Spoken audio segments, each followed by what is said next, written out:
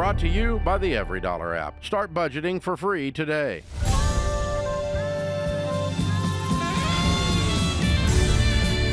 Live from the headquarters of Ramsey Solutions, it's The Ramsey Show, where we help people build wealth, do work that they love, and create amazing relationships. I'm George Kamel, joined by the one, the only Dr.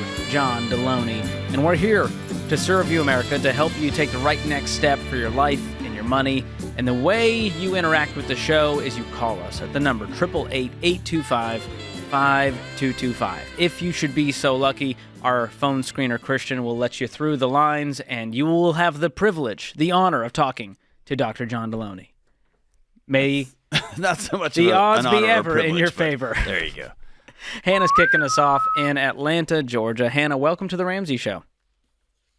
Hey, thank you so much for taking my call. Absolutely. What's going on? So I was in a toxic relationship and ended up getting divorced. Me and my ex-husband had a few car loans, and we had an apartment together. Once the divorce, or during going through the divorce, I ended up losing my job, and with that, I ended up losing my apartment that I had, and I also ended up losing one of my cars. So I have one collections that equals about $3,000. I have a car repo that's about $12,000. We did have a car loan that was joint together, and I just realized found out recently that the car loan that we had together has also been repoed. Oh. So I have about $55,000 in debt. $52,000 of it is in repo, $3,000 in collections, and I don't know what to do, if I should file bankruptcy or what steps I need to do. So sorry. This is like a terrible country song. Just one thing after another. Are you back to work now? I am, thank God. I have a job, and I'm making about $2,500 a month. Okay. Do you have any kids? I do not. Okay. What job are you doing making $2,500 a month?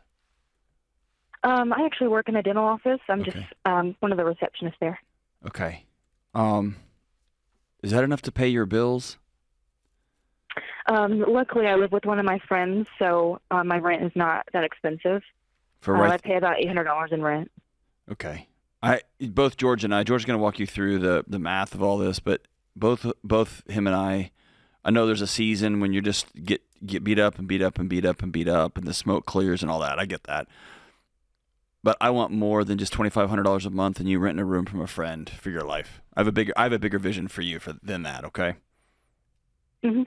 And we'll talk through you how to get different kinds of work or expand that. But $2,500, man, that's scratching by these days. I actually am in college right now because of all of this. I needed a better life for myself. So I'm actually in school right now. Good for you. I'm going to be a nurse. Good. So, okay, amazing. Then I take back everything I just said. Good on you. You're incredible. That's awesome. Good. Are you working full time while doing nursing school? Yes, I am. Wow. Good deal. Okay. So we make $2,500 a month. You have a car now? I do. I paid cash for it. Okay. And you owe nothing else except for the $52,000 in repo, $3,000 in collections. Was the $3,000 in collections for a car? What was that for? That was for the apartment that we had. During the divorce, I actually ended up losing the apartment because I lost my job. I couldn't pay for it. Okay, so this is kind of like the eviction settlement, missed payments, breaking the lease, all of that? Yeah. Okay. Whew. Well, the good news is you have a place to lay your head that's safe and affordable. You have a car to get you to and from work. You have work. So there's a lot of good things happening after what you've just experienced, which is straight up hell. Yeah. So how much money do you have right now left over after you pay your bills every single month? I was doing the math last night after my expenses because I am paying for college myself. So I'm not taking out any student loans. After all of my expenses, I have about $300 left every month. Okay, you could start attacking these debts with. How much is school costing you? How are you able to cash flow nursing school? Well, I am going to a technical college, so it's about, maybe $1,500 every semester. Okay. But I'm just saving as much as I can a month to go towards that, so I don't have to take out any student loans. Hannah, for the repos, did both of those happen in Georgia? Yes. Okay, so when they get repoed, whoever repossesses the cars, the person who holds the title sells those cars, and what he sells or she sells that car for goes against the note. So you don't owe $53,000 on those two cars. You owe the deficiency balance. They should have sent you a number saying, here's what you owe us now that we have sold these cars for X number of dollars.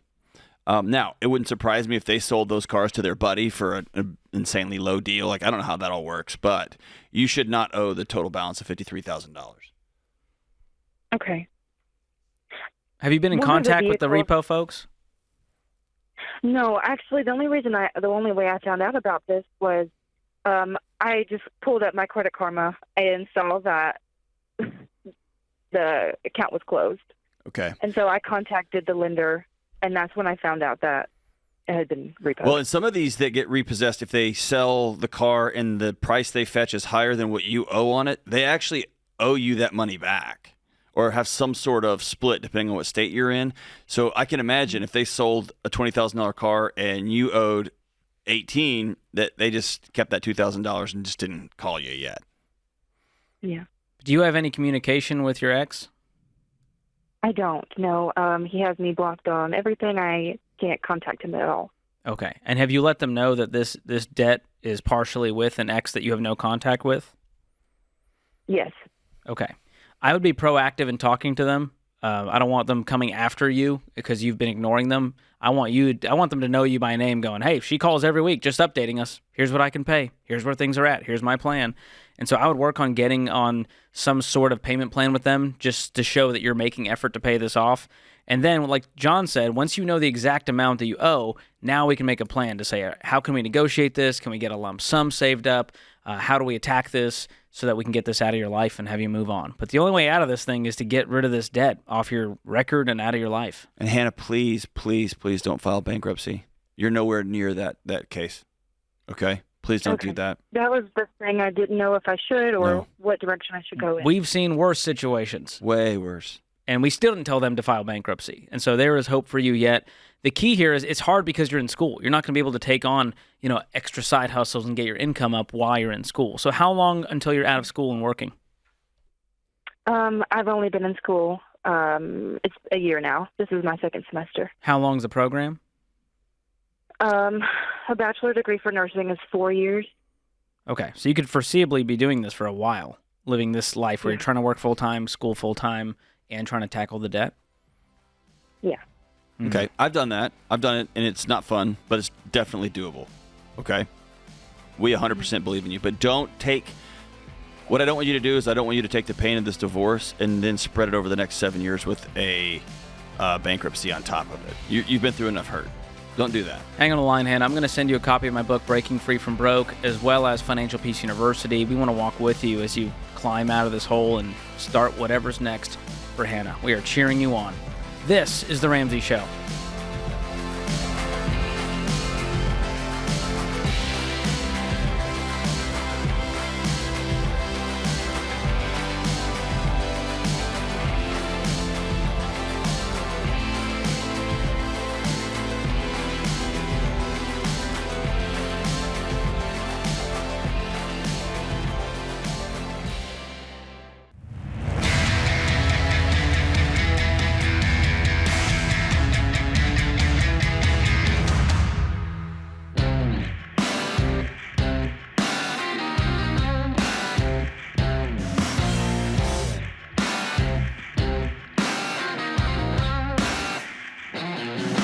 Welcome back to The Ramsey Show. I'm George Kamel, joined by Dr. John Delony. Open phones at 888-825-5225. Listen, selling the house the Ramsey way makes home ownership a blessing instead of a burden. And the Ramsey Trusted Program is the only way to find an agent that you can trust to keep you on track with what we teach here on The Ramsey Show and get the best offer for your house or find the right house for you. We're going to send you some of the top agents in your area who we trust. We vet them, and you get to review their stats. You get to interview them. You decide which one you want to work with. And these agents have years of experience. They're pros. They've sold a lot of houses. They know what they're doing. They're going to help you make those decisions when it comes to pricing and marketing and making or choosing the right offer. So go ahead and find a Ramsey Trusted Real Estate agent for free at RamseySolutions.com/agent. All right, let's head out to Philadelphia up next. We've got Jessica there. How's it going, Jessica? Hi, George. Hi, Dr. John. It's great to talk to you. It's even better to talk to you. How's it going? Well, here's my question. Would it be beneficial to pause baby step 2 for about 2 months in order to cash flow attending the Money and Marriage Conference in February? Ooh, That's man. a loaded question. Sophie's choice. What's the state of your marriage? Oh, it's a really good marriage. We have 4 kids. 3 of them are teenagers. 1 almost is a teenager. We're really busy with that. My husband's an elementary school principal. The last 4 years have been really crazy with his job, and he's also in grad school right now going for his doctorate in education. So we're busy. And when I hear the Money and Marriage Conference being advertised, I'm like, I want to do that. I want to go with him and just invest in our marriage. And I think it would be really awesome. We've started the Dave Ramsey plan about a year ago, which was a month after buying a car and financing like half of it. Oh, boy. How far away from becoming debt-free? So we should be in beginning baby step 3, like in March of 25, if we didn't do the conference. Okay. So it would put us on hold by about. Well, here's 2 the months. good news. It's not the first or last time we're going to do this thing. And so I would I could get fired at any moment, George. Yeah, that's true. Jessica, if you were my friend and if it was any other event, I'm going to tell you don't do this right now. I think John was saying, hey, is this on fire? Like, your marriage is more important than anything. If this is the one thing that's going to save the sinking ship, then we would say, all right, this is worth saving your marriage over. But this is not a crisis situation. This is a luxury to travel, to get lodging and transportation and go have fun for a weekend. And so I would tell you to just pause and join us for the next one when you're able to cash flow it and out of debt. Okay. But I will tell you this. There is I don't think it's been announced yet, so I'm going to get your number or your email address. Okay. There's so you know the one in October is sold out. And if you do want to come, it's RamseySolutions.com/events and Money Marriage. We opened up a new one in February, right, for Valentine's weekend. It's going to be amazing. But there will be a Money Marriage live stream that we follow up the October one with, and I'll hook you up with that, okay? Oh, that's kind. Oh, that would be amazing. So y'all can watch it at home. It's not going to be as cool as the one here, but it's going to be amazing. It's going to be totally different. It's going to be me and Rachel, and it will be awesome. So hang on the line, and I don't even think we've announced this yet, so I may have just completely messed up everything with live events. If I have, I did just mess it up. Kelly's saying it's been announced. Oh, Kelly's just telling me you're fired. She's mouthing, you're fired, you're fired. It's okay. It's all right. So, Jessica, we got you covered. So hang on the line here, and we'll send you the we'll get you hooked up with a free live stream. That's awesome. What a great pitch that we did not pay for the Money and Marriage event. So thank you for that, Jessica. Check that one off the list. I know, and it's tough for me because I want everyone to come because I know it's good, and also if you can't afford it, you can't afford it. Right? Yeah, you get priorities right now. That's right. So that's good. Thank you for that. James is up next in Allentown, Pennsylvania. What's going on, James? Hi, thank you for taking my call. You got it. What's up, man? So I am pretty new to the Ramsey Show. I am looking to buy a car, which I have enough for in cash, but I have no real credit built up. I've had a credit card for about a year. I've only gotten like gas and maybe some dinner a couple times with it. But I'm worried about if I don't ever build real credit, I might, I'm worried about future mortgages and stuff like that, and I'm looking to see what I should do. You want to play a game with us? Yeah. Okay. Guess mine or George's credit score. Ready, go. 0. Ta-da! 0. Yeah. Well, you know what's funny? You know the reason people want a good credit score? So they can afford the financing of the vehicle. You've already achieved that. You've transcended the need for a credit score. Yeah. You have the cash to pay for it. So I will address the real fear that people have when it comes to buying a house, because they go, well, the mortgage company's not going to let me just get a mortgage if there's no credit history. And there's this thing out there called manual underwriting. It's not done a whole lot because America's obsessed with debt, and so everyone just has a credit score. And this is the process I went through in 2019 to buy a house. I didn't have a credit score. They said, all right, you can do a no-score loan through manual underwriting. We're going to look at your tax return, your income history, bank statements, and then a real person says, all right, George is qualified for this mortgage. And so you're going to be able to do the same exact thing. And our friends at Churchill Mortgage, they've been doing this for decades. They're the experts in this field when it comes to no-score loans. And that truly is the only reason I can think of where it's a valid point to go, all right, I might need a credit score here. And even then, there's a way around it. Okay. How does that hit you? It's a relief. I didn't want to have to finance anything. I'm really looking forward to staying debt-free for the rest of my life. Beautiful. So what kind of car are you buying? There's a way around it. Nissan Altima. Nice. And how much cash do you have saved up? A little over $30,000. Whoa, that's incredible. How long did that take you? I don't really spend much, so it's kind of just been saving for like ever. But I love it. Close to 20 years. James, you just said something that I think is important for us to double click on. What's that? Buying a house with and using a mortgage. Using a manual underwriting. That's not actually the way around it. That's actually the thing that makes the most sense. The way around not having enough money or not being in a position where you have any business buying a house, that is where a credit score comes in, right? That's actually the hack. Because if you have cash, you just buy it. And if you pay your bills on time and you've got enough money and you can prove, here's my job, that's what manual underwriting, they're just going to come check out your life and make sure you can actually afford what you're about to do. That's just a straightforward path. We've created, we started taking an exit around the actual, anything that makes sense. And now that's become so normal, right? You just see everybody exiting, so everybody just exits. And it really clears up the lanes in front of you. But the path should be, can you afford this or not? And if you can, and the only way we tell you to borrow money is with a mortgage, do you have a life that makes this mortgage, as for as few years as possible as it's going to be in your life, do you have a life that can sustain this mortgage? That's not the weird thing. The weird thing is having to get this proxy to be like, no. We've looked at all the other places he borrows money, and he's pretty good with it. So we're going to give him a triple stamp and double stamp it. And not his first rodeo at not being able to afford things. Yeah. He never can afford things, and he always figures out a way to pay little bits and pieces of the things he can't afford, so he's good to buy your house. You see what I'm saying? You're doing it the right way. All right. Just the chaotic way. Just some encouragement for you. We live in a... Yeah, that's the weird part is that it's so normal now to be broke and to have to navigate this stupid broken financial system that when you do it any other way, people look at you funny. And I guarantee, James, when you go to the car dealership and you go, oh, no, I don't need to go to the financing office, I'm just going to write you a check. They're going to be like, what? And they're going to try to convince you that you should finance it. They made anyways. me go. I walked in and said, the second time I bought a car, the first time my kids were with me, it was a disaster. And the second time I said, I work for Dave Ramsey. I'm on the air for the Ramsey Show. I'm going to write a check. And the salesman was amazing, but he goes, dude, I hate to do this, but they're going to call you. They're at least going to call you. And I was like, okay. All right, it just can't not. They can't not.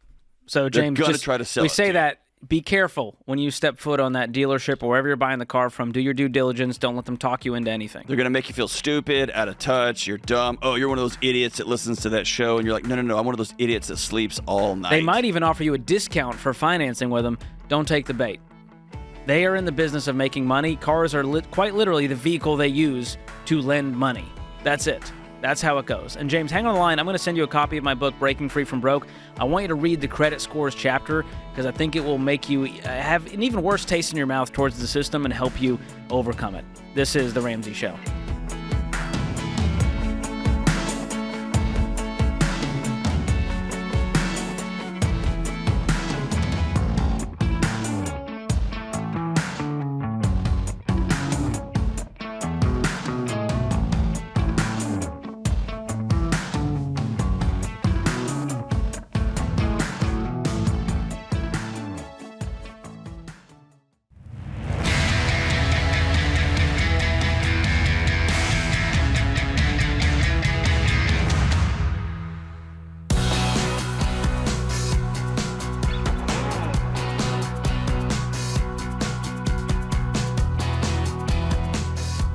Welcome back to The Ramsey Show. The phone number is 888-825-5225. I'm George Kamel, joined by the host of the Dr. John Delony Show, Dr.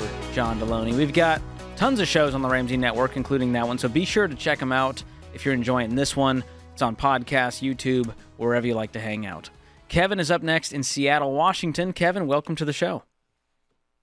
Thank you so much for having me. Sure. I need help.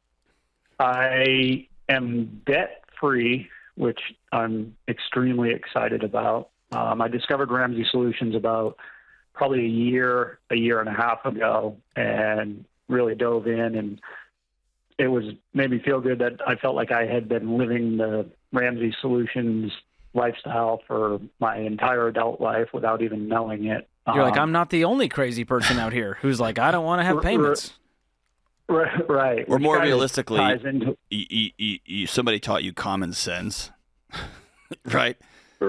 Well, yeah. I mean, I when I graduated college, I was just shy of $70,000 in student loans. So I immediately out of college, my focus was to pay off the student loans. My goal was get that done when I was 30. I managed to pull it off just before my 29th birthday, and from there, I purchased a house with a mortgage. I didn't really have much money saved up at that point, and then spent my 30s, focusing. I had a couple roommates in and out, and just, picking up side jobs and focused on trying to pay my mortgage off as fast as I could. Fast forward another 10 years, I ended up selling that house when it was really close to being paid off, put that money into an IRA. Things are going great. I've moved closer to family. I don't currently own a house right now, so I don't have a mortgage. I'm renting, just to make sure that this is the place I want to be, and I like the job and everything. So the biggest challenge, and I'm starting to realize it more and more as I get older, is that I've been doing the track every dollar. I've been living the Ramsey Solutions life for so long that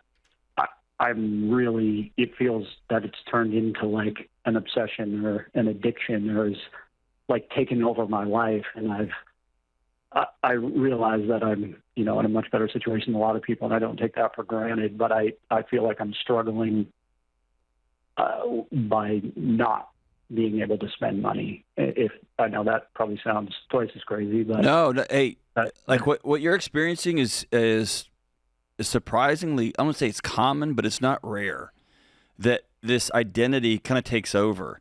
And I guess as someone who is on the inside of this thing, right? Like me and George actually stir the Kool-Aid before we send it out to you guys. Probably the top 3 most expensive meals I've ever eaten in my life were with Dave, right? So Ramsey's not about not spending money, and not about buying really nice things, and not about having amazing dinners and experiences with your friends. It's about making sure that you're a person of generosity and that you can afford these things. Right. And you so can. How do you, but I think it's almost turned into like fear, because I've been, like I said, when I graduated college, I just needed to pay off the student loans, right? So that's where every dollar went. And then once that was done, then it was a mortgage, and I only focused on that. And then, the fear was always not being able to do that. What was right? money like growing up for you? I would probably lower middle class. It Okay. was never went without, but we were just happy and everything seemed fine. And and if you're I'm lower just middle doing class, it there on was my a own. tension in your home that was palpable. Right. I guarantee you. And whether you knew it to be that or not, if you're lower middle class, things are tight all the time. I mean, it was definitely. We were happy, but it was definitely tight. There for you sure. go. So, And my guess is that's wired into your nervous system. and so how do I break? Being 45 years old now, Yep. and Ancient. feeling like I can write everything down on a piece of paper, and I Uh-huh. can be like, I'm gonna be okay. But I can't convince myself. Can of I that. tell you a trick? It's not a trick. It's just Please. it's just the path. But I want you to know you're not crazy. I grew up and it was very, very similar. Lower middle class. Things were scary. And my dad never said we're broke and we're poor. He never said that. But when I would say, never hey, heard that. I'm out of deodorant, I could see him wince. And Right. when I went to get seconds and there was very little food, I would kind of just exhale, right? So I caught it. It was a part of me, right? And now my life is very, very different. And recently, my family's moving. And I told my son, who's 14, I told him, I have this weird gnawing pit in my stomach now. And he said, why? And I told him, because it's still wired into me that everything goes away. Right? And so here's what I want to tell you.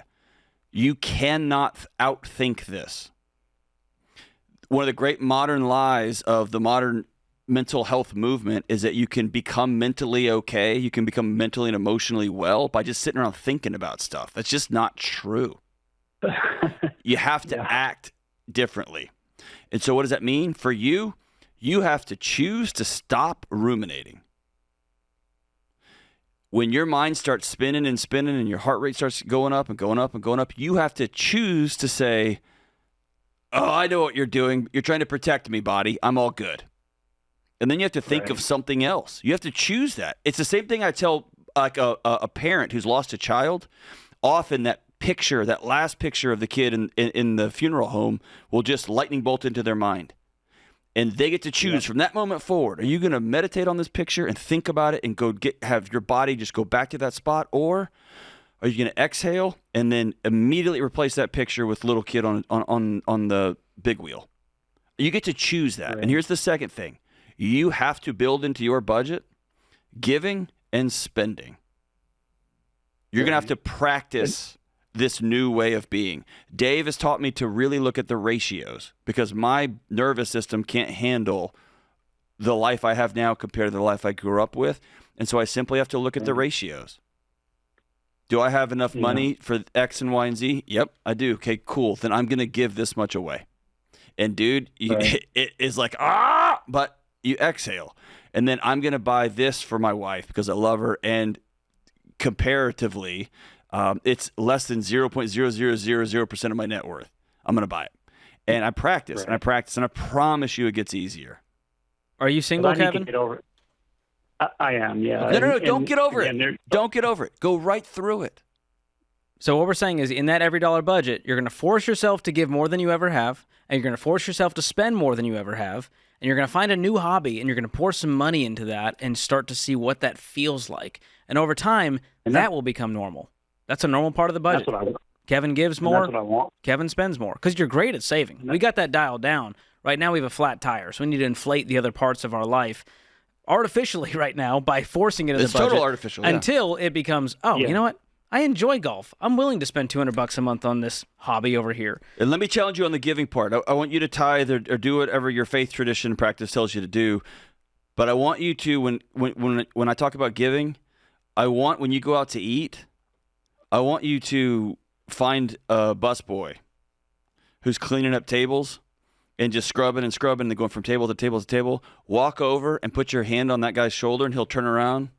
And because most people walk past that guy every day, they don't even look at him as though he's a human. And I want you to stop and I want you to hand him a $100 bill and say, I see how hard you're working. I'm really grateful for you. Just watch his eyes. Or go to Waffle House and tip the waiter $200 on a $20 plate of diabetes. And dude, they will follow you out in the parking lot and they'll hug you because you just paid their electric bill and their water bill and whatever was. You see what I'm saying? Like you will experience generosity. And watch what happens to your body. You're going to feel more joy than you have in a long time. Because truthfully, there's very little joy in saving and investing. There's more joy in spending, but there is way more joy in giving. And I think that's going to unlock something for you, Kevin, as you start to do this. I want you to, you're changing your identity, so I want you to write down on a piece of paper, I am so-and-so, and I'm a person who is a good steward. I give. I'm so-and-so, I'm a person who has a good time with my money. I'm so-and-so, I am smart with my money. And we're going to start from there. We're going to backfill that with habits and make it happen. This is The Ramsey Show.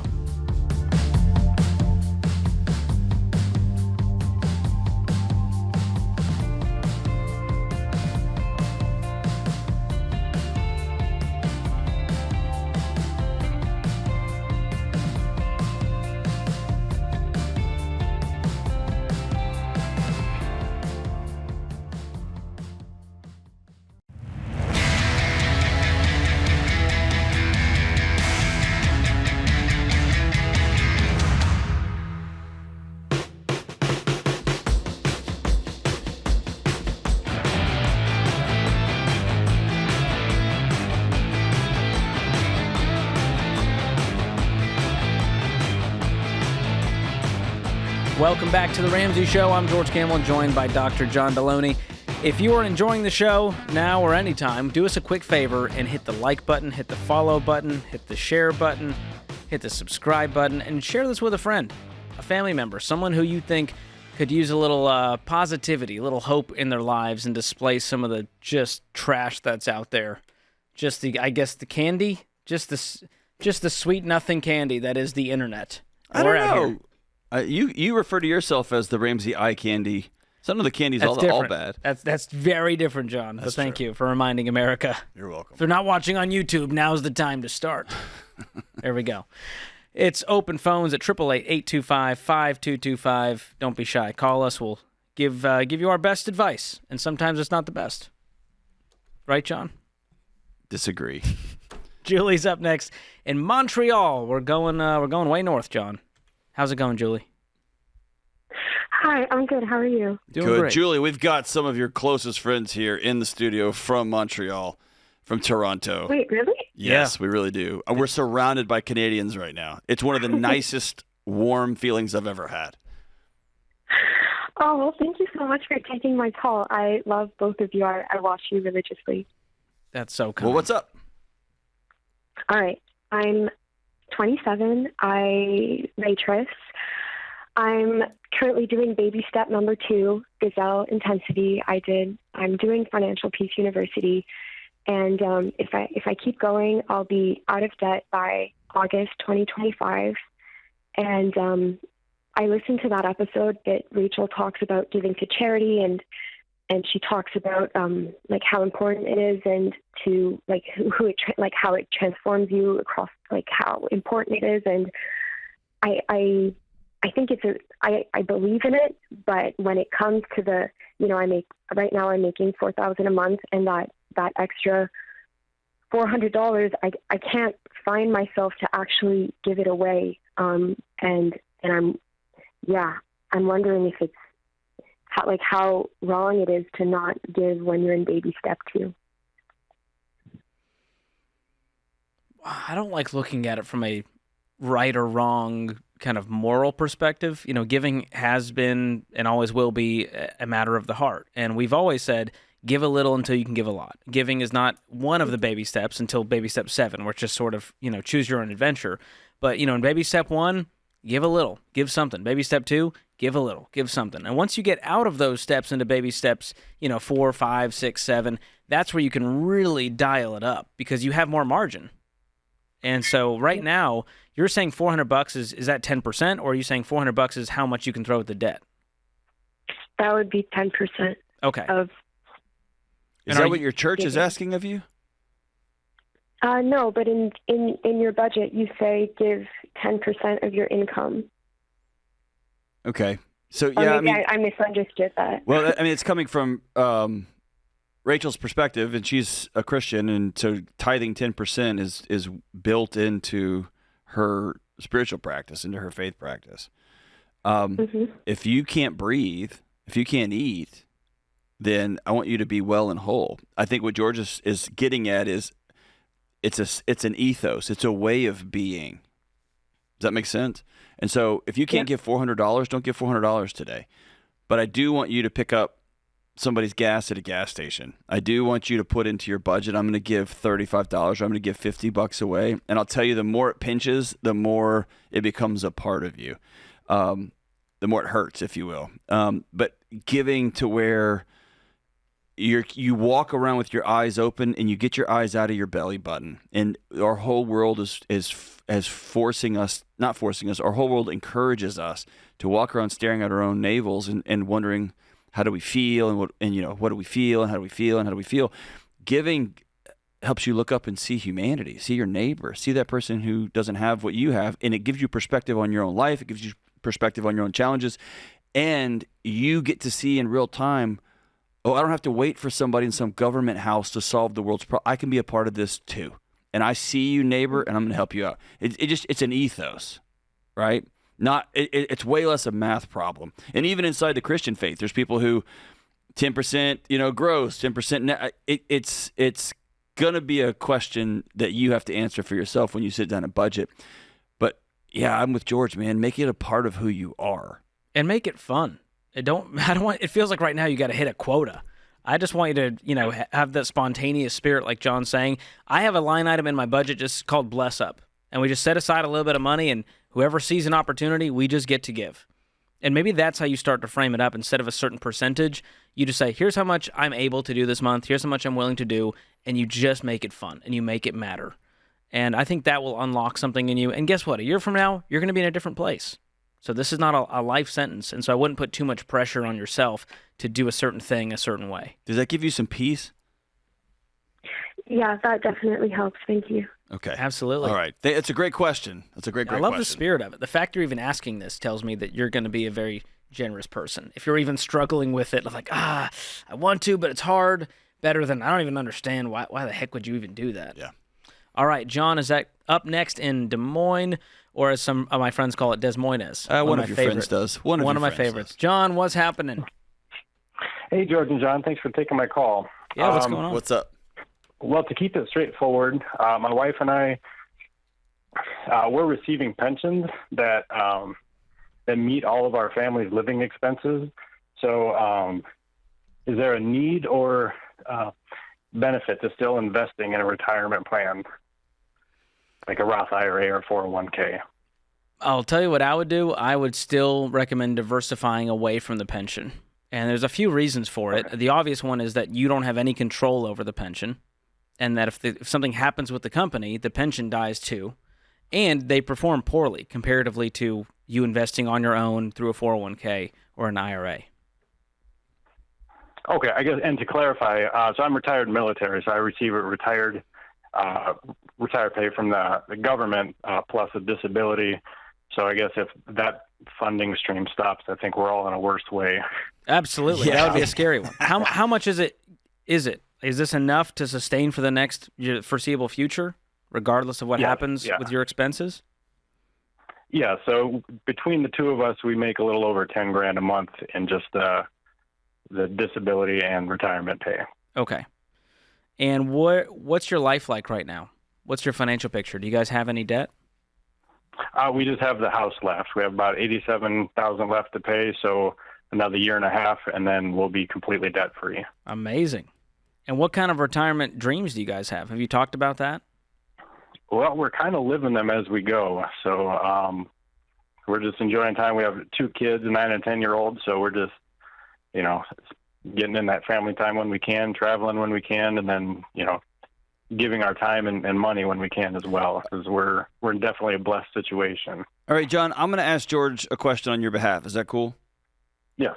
If I was John and I was getting $10,000 of a federal pension every month, and I was 18 months away from having my house paid off, I think in my house we would pause any sort of additional investing and get that sucker paid off, because that feels like a liability that doesn't really even need to be there. Is that bad? Is that bad math? No. I mean, I think, truthfully, John, you're going to be okay either way. I just still no one's ever complained that they had too much wealth to pass on and leave a legacy with. And it doesn't sound like you guys investing, 15% of your income would really change your life all that much.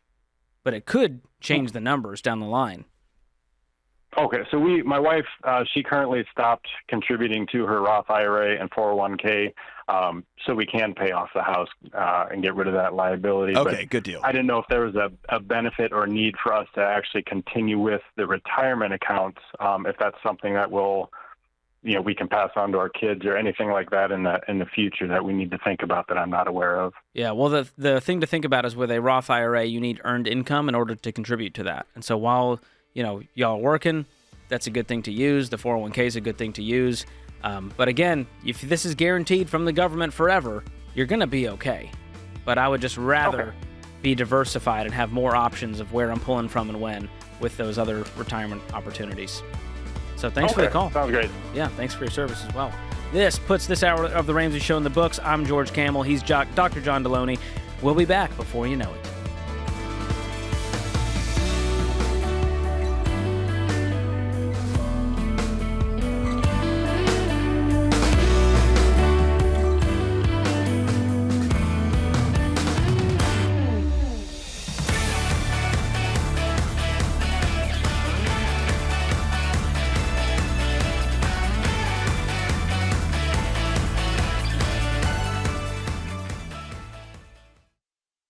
All right, today's question comes from Melissa in Wisconsin. She says, I've been following the baby steps, and I'm very proud of how I've grown financially and personally. I have no debt, and I'm saving for retirement.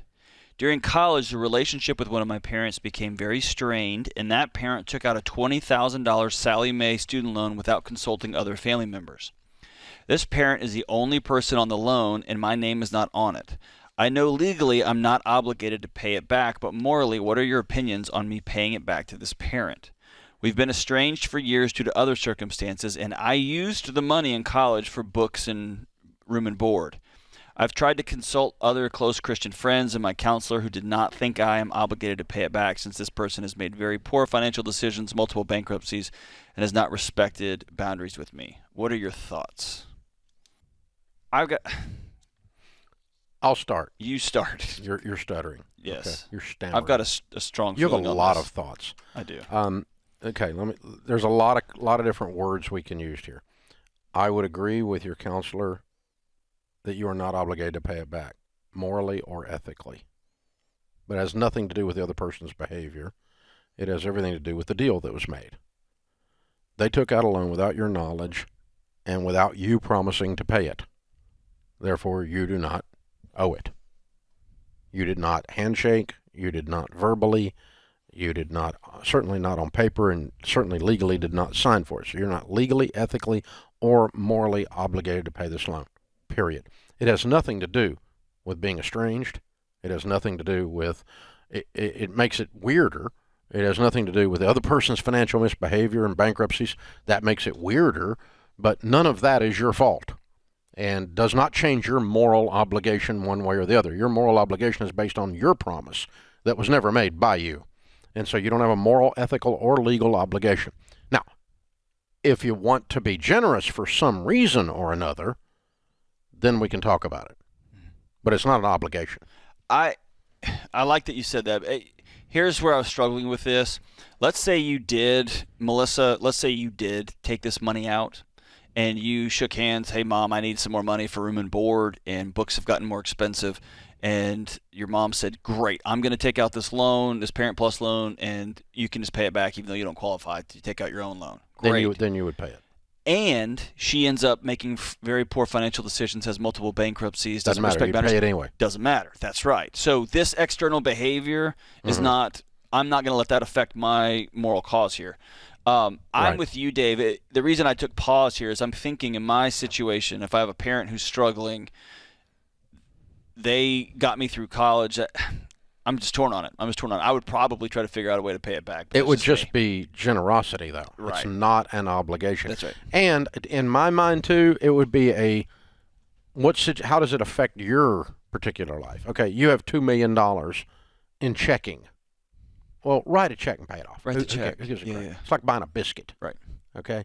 You have no money, and you're just now coming out of baby step 3, just starting. You're 26 years old. And your mom's guilt you tripping make $75,000 a year. And her voice in your head that you haven't even heard in a long time in person is guilt tripping you. Then no, that's just psychological backflips. There you go. You're just doing gymnastics in your own brain. Yep. There, like somehow it's going to make her okay. Somehow it's going to make your relationship okay. That you wave this magic money wand over it and everything's going to be okay. Nope, not going to happen. And so this does come down to two things. Number one is, are you obligated? The answer is no. Number two, do you want to be generous? And for me, if I were in your shoes, that would be that it's not a big deal. That you can. That $20,000, you're a doc and you make $400,000 a year now. Right. I don't know. Whatever scenario. We don't have her income or her net worth here. But I kind of smell in the verbiage that this is a 26-year-old making less than $100,000 a year and doesn't have any money. Well, and to add on to that, this feels like, and Dave, we don't talk about this enough. We probably should. The number of parents who mortgage their souls for their kids to go to school, and they circle back 10, 15 years later asking kids, I need that money. Or hey, without having a deal. We never had a deal. I got you through college. Now I'm looking at my retirement. Hey, I put $20,000 on the line. When are you going to pay me back? And that's the same idiot though that it's common, man. That says you owe me because I changed your diaper. Oh yeah. That's the same. I fed you when you were 3. Shut up. You signed up for that. That's right. That's just bull right there. So, sorry, Mom. That's how this works. Yeah. But the, yeah. So, lot of stuff going on here, but I think, I don't want to be the psychologist here. That's your job. But in my mind, it sounds like, you probably intellectually realize, but some part of your little girl self, Melissa, wants it to be that the script is rewritten if you write a $20,000 check, that suddenly Mom's okay and your relationship with Mom's okay. And that's not going to happen. And it's not ever going to be the same. That's right. That house burned. Yes. And now you got to build something new. And if part of you building something new is, I'm going to go back to everybody who played a role in my life, and I'm going to be generous to them. That's cool. That could be a part of your house that you're building for you into the future. Exactly. It's not going to save Mom. It's not got anything to do with not going to save them. Mom. That's right. This has got to do with you. That's right. Yeah. But it's not a moral, ethical, Christian obligation that you pay someone else's debt. That's right. It's that simple, and that's what a Parent Plus loan is. And then I think it is good. One more time, let's circle back for the sake of people listening, because we have a student loan crisis that is of epic proportions. Moms and dads, do not take out student loans of any kind, and do not take out a Parent Plus loan and then saddle your kid with it when they're 30 suddenly at Thanksgiving dinner. Okay? That's relationship Russian roulette, number one. Number 2, it's morally, ethically wrong. Number 3, it's financially stupid. Okay? Don't do that. And so, this idea that send the kid to college at any cost, including the cost of all our futures, mine and yours. We're going to all go deeply in debt so you can get a degree in left-handed puppetry.